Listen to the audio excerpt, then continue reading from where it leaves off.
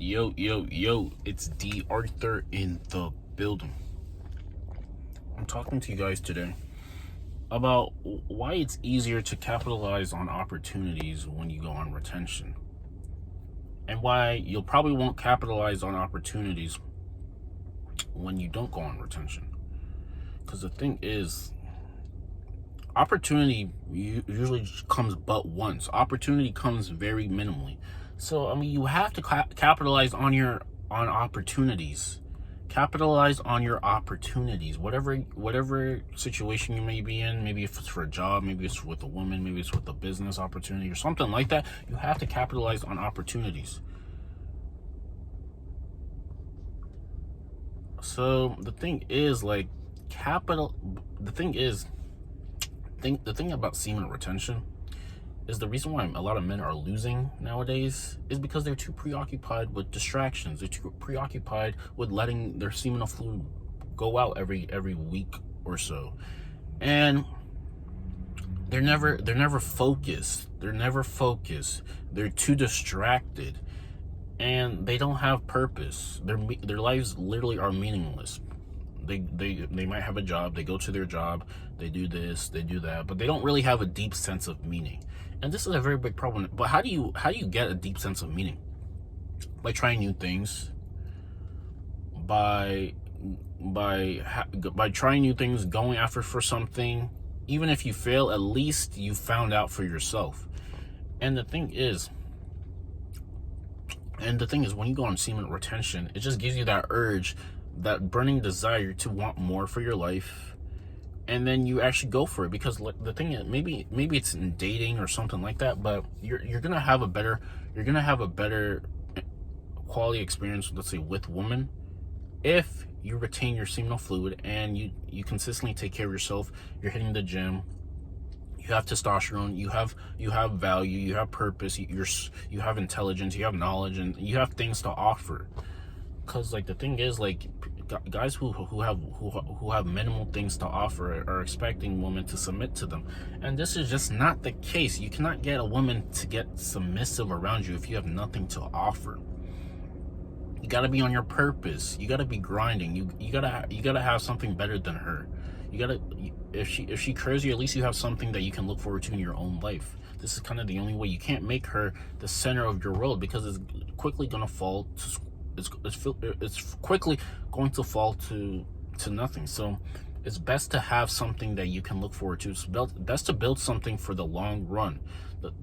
It's best to have something that you're excited about in your own life, and then it's just easier for you to be happier. And then once you're fulfilled with yourself, once you're happier with yourself, it's just a lot easier. It's a lot easier for you to be in a better mood. Because you can't really attract really quality women if you're in a bad mood. You have to be at your top peak performance. You have to be in a very great state to attract better women. Because if you're in your top state and you feel really good, let's say, about yourself, about what you've done, you have a lot of dopamine that's built up in you. You can express those emotions a lot easier. You can express emotions a lot easier, and she's gonna start feeling you in a different type of way. You're gonna rub her the right type of way. But if you're negative, if you're relapsing consistently, if you're just not happy with your life, it's hard for you to convey that you're a good option to her. So it's best to harness the seminal fluid, have some sort of vigor, have some sort of end point in your life, have some sort of intention, and then go after that all the time. And then express your knowledge, your value, the things that you value in your life. Express that to her, and eventually, like, if she starts feeling you in a correct way, she's gonna eventually submit if you do it right.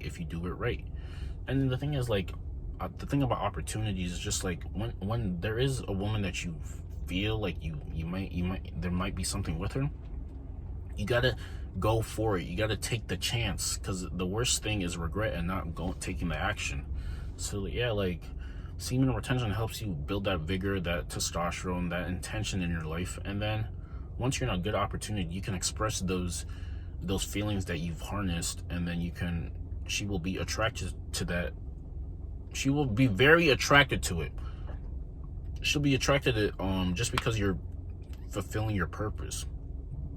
You're fulfilling your purpose. You're fulfilling your God-given intention in life. I mean, this is a very attractive trait. It's very attractive.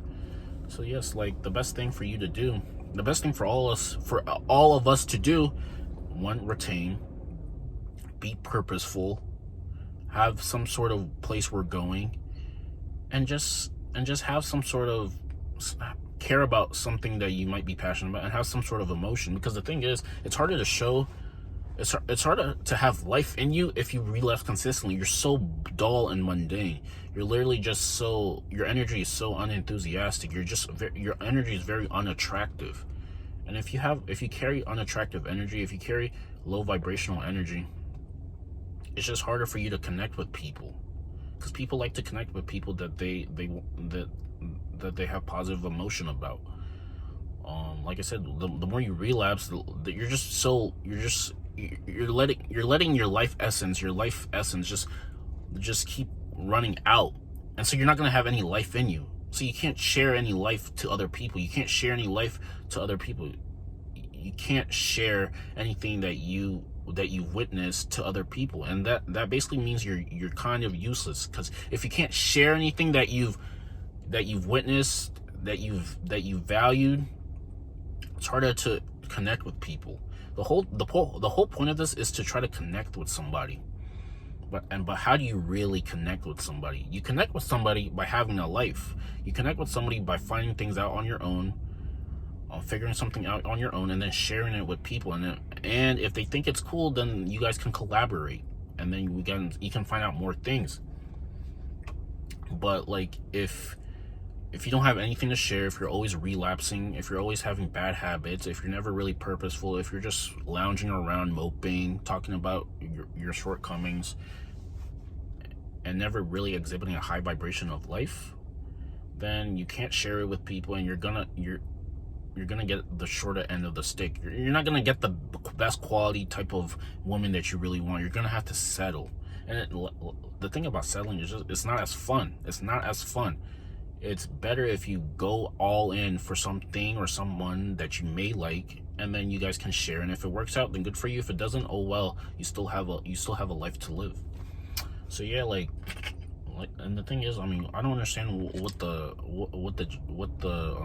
fear it is about semen retention. Like, yeah, you do feel a bit urge in you, but the common man is, once they feel that urge in them, the common man, what they need to do is just let it go, so they can feel a little bit better after.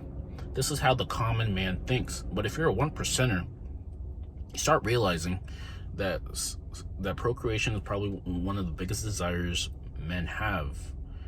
And if you can use those urges that you have, and then you can use that urge in your production, maybe if it's with work, or your intelligence, or your physique, or something like that, you can transmute that energy, those urges that you feel, and transmute that energy into something, so you can have something like passive income, or something like that, or maybe you can use that energy to create a book or something like that you can maybe sell other people. You're going to be in the top 1% of men, because like I said, the 99% of men think as soon as they feel an urge in them, they have to let it go. And they have to submit. They have to submit to life. They never really fight for their life, because they think that there's nothing else to fight for. And I mean, if you have nothing to fight for, then the end is near for you. You have to fight for something. You have to fight for something that you believe in. You have to fight for it.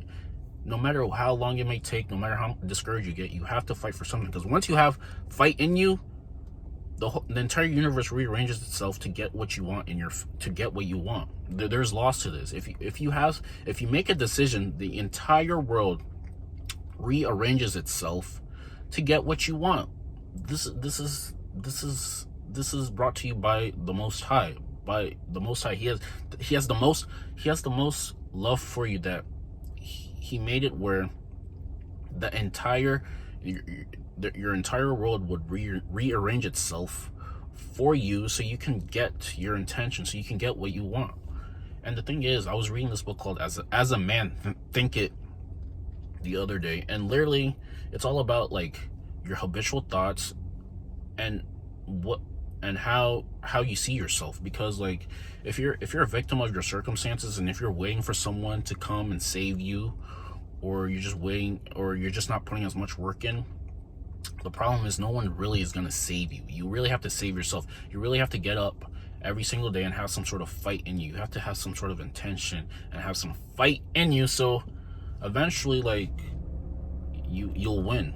But I mean, if you don't have any fight, if you surrendered to the fight before the fight even came, then you're not going to connect with other people as much as you really can be, because you don't have a story to tell. You have to start realizing that you can actually have a story to tell. Your life can be a biography if you can let it. You have to give it room. You have to give it room for it to plan out. But I mean, people quit too quickly. People are too shallow-minded. They don't think critically. The first type of resistance that comes, they give up. And I mean, if you have this mindset, you'll never really go to greater heights. You'll never have greater heights. You'll always be stuck in a shallow pool, never in the deep end. So yeah, I mean, if this video makes sense, like the video, comment, subscribe. We'll see you next. Peace.